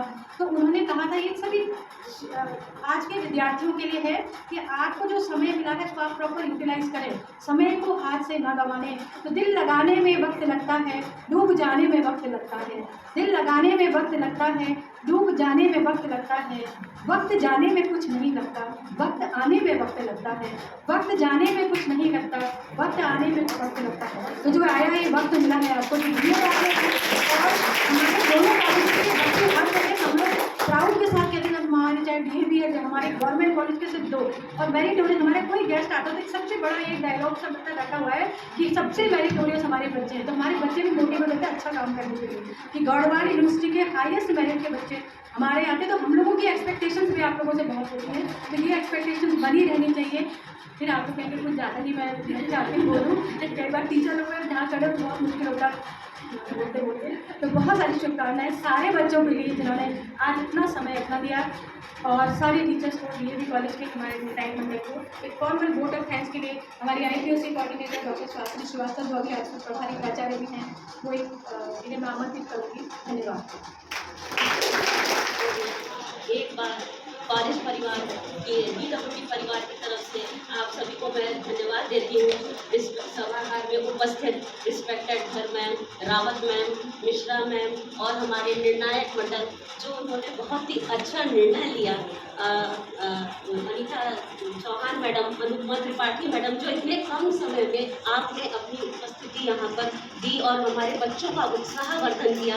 ये बहुत ही हम लोग के लिए खुशी और एक बहुत ही स्वर्णिम अवसर मिला कि हम आप यहाँ सबसे मिले और आप जैसे इतने अच्छे व्यक्तित्व से हम सभी को मिलने का अवसर मिला। महर्षि दयानंद सरस्वती की बात है तो हम लोग ऋग्वेद की बात कही जाती है। दयानंद सरस्वती ने कहा कि वेद की तरफ लौटो, वेद की तरफ लौटो, अस्तो मां सदगमय। जो असतो है, ये जो आपको समर्थन दे रहा है 100 के लिए, कि जो आपको विश्वास दिला रहा है कि जो आप कर रहे हैं, सोच रहे हैं और आप जिस परिस्थिति में जी रहे हैं वो दूसरों के लिए कल्याणकारी है। जो आपको इसमें असत्य से सत्य की ओर, अंधकार से प्रकाश की ओर और मृत्यु से आध्यात्म की ओर ले जाने के लिए जो प्रेरणा स्वामी दयानंद सरस्वती ने दी वेदों के माध्यम से। वेद क्या है? कोई वेदों का सर्वोपांग अध्ययन करना संभव नहीं है, लेकिन छोटी छोटी जो चीजें भारतीय संस्कृति में है उसको आपको अपने व्यवहार में समाहित करना है। जो आपकी पुस्तक थी समर्थ प्रकाश, उसके द्वितीय समन्यास में लिखा है कि शिक्षक वही है जो व्यक्ति के व्यक्तित्व को बदल देता है। वो शिक्षक 3 हैं आपके जीवन में, माता, पिता, आचार्य। माता पिता जिसने आपको अस्तित्व दिया, यहाँ पर आप उपस्थित हैं, और आचार्य ये शिक्षक जो आपके पूरे व्यवहार को मॉडिफाई कर देते हैं। बहुत ही अच्छा अनुभव यहाँ पर आप लोगों ने शेयर किया। जैसे एक माँ का रोल होता है, माँ जो हम लोगों ने जो भी किया वो एक मातृशक्ति को समर्पित था। यहाँ सारी मातृशक्ति बैठी हुई है और उनको नमन करते हुए एक छोटा सा प्रयास था। माँ वो होती है जो आपको यहाँ तक पहुँचाई, पिता जो था वो आपको एक साइकोलॉजिकल सपोर्ट दिए, और शिक्षक ने आपको आगे के भावी जीवन को संवारा। इन तीनों का जब तक समन्वय नहीं होता तब तक व्यक्तित्व नहीं बनता। और आपने बहुत अच्छी बात कही, और जो बच्चों ने आज प्रतियोगिता में बातें कही, जो महर्षि दयानंद ने कही कि मातृभाषा का प्रयोग, स्व को पहचानना, राव मैडम ने कहा, बहुत अच्छी बात कही। सेल्फ रियलाइजेशन और सेल्फ एक्चुअलाइजेशन ही होता है कि हम स्व को इवेल्युएट कर पाते हैं। दूसरों को मूल्यांकन करना बेटा बहुत आसान होता है, एक शिक्षक की बड़ी अच्छी क्वालिटी है, लेकिन सबसे पहले अपने को, अपने मूल्यांकन, अपने व्यवहार का, आप अपने विवेक का काम करें। ऐसे ही जब हम न्यू एजुकेशन पॉलिसी के यहाँ पर बच्चों ने बात की, तो ये तो हमारे वैदिक धर्म में, हमारे सनातन धर्म में, हमारी भारतीय संस्कृति में है कि हम जब तक जो बात NEP 2020 में कही गई कि मातृभाषा का प्रयोग, क्योंकि हम लोग जो बातें कह रहे हैं, ये न्यू एजुकेशन पॉलिसी, वो पहले ही भारतीय संस्कृति में कहा गया है कि आप अपने, जो मैडम ने कहा, रावत मैडम ने, जड़ों को आप भूलोगे नहीं। और इसका बहुत अच्छा उदाहरण दिया हमारी बिटिया शुभांगी ने, जो गाना गाया। मुंबई और दिल्ली हम सब गए, लेकिन जो आपको शांति अपने देश, अपने प्रदेश, अपने जगह पर मिलती है वो कहीं नहीं। एक कवि इकबाल थे, कहते थे, कुछ बात है जो हस्ती मिटती नहीं हमारी। तो जो आपने अभी कहा कि बच्चों ने बहुत अच्छा उदाहरण दिया, वसुधैव कुटुंबकम, और ये बड़ी बड़ी बातें हम सुनते थे, लेकिन चरितार्थ इस बीएड ने ही किया। उस चीजों को आपने सीखा। मैडम धर ने और मैडम रावत ने बहुत अच्छी बात कही, वैदिक और एंग्लो दोनों का समन्वय। आप एक चीज को नकार नहीं सकते, लेकिन चीजों को, अच्छी चीजों को आप ले सकते हैं। तो अपनी जो अपनी मातृभाषा है, अपने जो आपका देश है, अपनी जो पहचान है, अपनी समाज है, अपनी संस्कृति है, सब पर आपको क्या करना है? पहले आपको खुद को गौरव प्रस्तुत करना है। जब तक आप उस पर गौरव नहीं करेंगे तब तक आप दूसरा कोई नहीं करेगा। शिक्षक बाई चांस आए हैं या बाई चॉइस आए, बच्चों ने अनुभव भी शेयर किया, और बहुत अच्छा लगा मुझे कि आप सभी ने अपने अंदर से, अपने हृदय से बातों को यहाँ पर रखी बिना झिझक। जो बाई चांस आए थे उनकी भी चॉइस बन गई बीएड को, कि बहुत अच्छे से हम लोग को, यहाँ तक हमारे मेरे बच्चे का नाम याद नहीं आया, उसने यहाँ कहा कि कुछ नहीं करना है, अच्छे इंसान बनने के लिए सभी को बीएड करना है। आज मैं बहुत गौरवान्वित हूँ एक शिक्षक परिवार से होने के नाते कि अब देखिए कितने हमारे यूथ में, युवा में एक जो मन में परिवर्तन आ रहा है। पहले था चलो भाई IAS बनेंगे, PCS बनेंगे, कंपटीशन, नहीं कुछ हुआ तो बीएड कर, वो नहीं कुछ हुआ उसको आप लोग सब कुछ में समाहित कर कि आपकी पर्सनालिटी में जो ड्रास्टिक चेंजेस, डायनेमिक चेंजेस जो आ रहा है वो आपके बीएड से आ रहा है। और इसी बात को हम लोग बार बार जो NEP करते रहे हैं। और आपके तो यहाँ सेमेस्टर 1 के बच्चे बैठे, पर्सनालिटी पढ़ा होगा, फ्राइड की थ्योरी पढ़ी होगी। तो जब हमारी भारतीय संस्कृति जो बात कहता है वो तो समझ में आता नहीं। जब पेटेंट होके वापस विदेश से योग से योगा बन जाता है तब वो ज्यादा हम लोग को चीजें समझ में आती है। तो फ्राइड ने कहा था, चलिए फ्राइड की बातें कर लेते हैं। फ्राइड ने कहा था कि जो बच्चे का अर्ली चाइल्डहुड है उसमें जो उसकी साइकोलॉजिकल नीड्स होती है, अब साइकोलॉजिकल नीड्स सबको पता होगा, प्रेम है, लव है, अफेक्शन है, सिक्योरिटी है, वो जो मिलता है जन्म से लेकर 5 वर्ष तक, वही ओवरऑल बच्चे की पर्सनालिटी का बीजारोपण 5 साल का होता है, पूरी व्यक्तित्व उसकी विकसित होती है जीवन पर्यंत। तो भारतीय संस्कृति में और स्वामी दयानंद ने, विवेकानंद, जितने भी महर्षि थे, उन्होंने यही कहा कि जो आपका प्रारंभिक जीवन काल है उसका बहुत ही अच्छे से आपको परिवार से, समाज से, विद्यालय से, माता पिता से, आचार्य से, सभी से आपको एक जो सपोर्ट, एक सहायता मिलना चाहिए, हिम्मत मिलनी चाहिए, धैर्य मिलना चाहिए। ये सब चीज़ें हम कहाँ से सीखते हैं? अपने परिवार से। बहुत अच्छे अच्छे अनुभव आपने शेयर किए, तो इन चीज़ों का आप ध्यान रखेंगे और जो आपने आज सीखी ये बातें, ये हमारे दयानंद शिक्षण संस्थान में मार्च प्रथम सप्ताह में ये निश्चित हो गया था कि हम लोग को दयानंद सरस्वती जी के 200वें वर्ष में कार्यक्रम करना है। ये तो मार्च फर्स्ट वीक में डिसाइड हुआ, लेकिन रावत मैम और हमारे जो टीएवी के टीचर्स हैं, डीडब्ल्यू के टीचर्स, सब ने हम लोग सोच रहे थे एक कोई ऐसा प्रोग्राम करें जिसमें दोनों हमारे बीएड के बच्चे मिले और आपस में वो अपने विचार को साझा करें। हम बेटा, हम लोग ह्यूमन टेंडेंसी होती है, डायरेक्ट इनडायरेक्ट बहुत चीज़ों को सीखते हैं। आज आपने और हमने भी बहुत कुछ सीखा। तो इन जो ये प्रयास किया गया, इसको ऐसे ही हम लोग कायम रखेंगे, छोटे छोटे कार्यक्रम को करेंगे और उस कार्यक्रम से प्रेरणा लेके कुछ आगे जीवन में नई चीज़ों को सीखेंगे, क्योंकि जो शिक्षक वही है जो जिसके अंदर जीवन पर्यंत सीखना और सीखने सिखाने का जीवन में चलना चाहिए। अगर वही शिक्षक है वही सफल बनता है। जिस दिन शिक्षक के अंदर ये फीलिंग, ये भावना आ जाएगी कि नहीं अब तो मैं बहुत सीख गई, अब मुझे कुछ नहीं सीखना, उसी दिन उसके अंदर जो शिक्षक की जो गुण थे, जो ट्रेड्स है, वो खत्म हो जाते, या कहे डाई मर जाते। तो शिक्षक वो वही है जो हमेशा जीवन भर सीखने सिखाने के लिए आगे बढ़ता रहता है। तो इसी उत्साह को आप बरकरार रहेंगे, जीवन में इसी प्रकार उत्साह उमंग आपके बने रहेगी। इसी मंगल कामना के साथ मैं यहाँ पर आप सबको बहुत बहुत धन्यवाद देती हूँ, अपने टीएवी परिवार को, डीडब्ल्यू परिवार को, अपने निर्णायक मंडल को और प्यारे प्यारे अपने बच्चों को। तो हम लोग एक बार बोलेंगे, सर्वे भवन्तु सुखिनः, सर्वे सन्तु निरामयाः, सर्वे तो सब जो यहाँ बैठे सब निरोग रहे, सुखी रहे, खूब आगे बढ़े और अपने लिए, अपने समाज के लिए आगे कार्य करते हैं। बहुत बहुत बधाई आपको।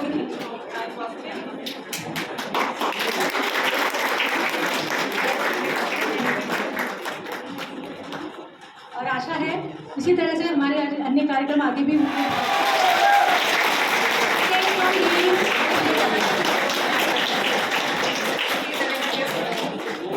और वास्तव में जो हितेश का जो एक चीज़ मैं भी कहना चाहूँगी, जो कंटेंट था, सब एक चीज़ आपको हमेशा निबंध या डिबेट आप लिखें, आप कंटेंट को जरूर फोकस करें, जीवन परिचय और ये सारी चीज़, क्योंकि प्रासंगिकता जो कि आज के जीवन का बहुत ज़्यादा पार्ट जो था बहुत ज़्यादा इफेक्टिव था।